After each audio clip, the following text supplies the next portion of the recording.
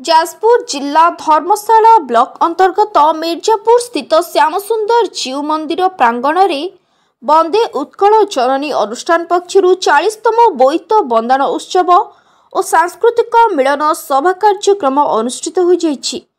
एही उत्सव में सिने अभिनेत्री और अन्य अतिथिवृंद पहुंची श्यामसुंदर जीव मंदिर प्रांगण में थिबा पुष्करिणी रे बोईत बंदाण करथिले। परे परे एक सभार आयोजन करा जायथिला।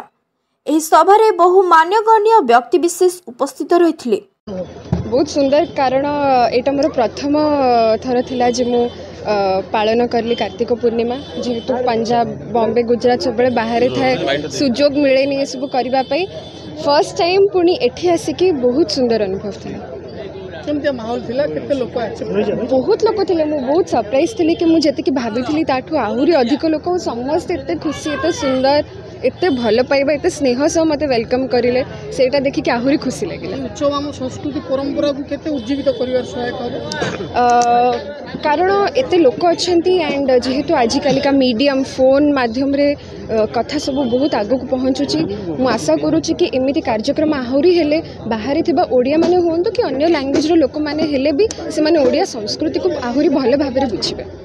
Thank you.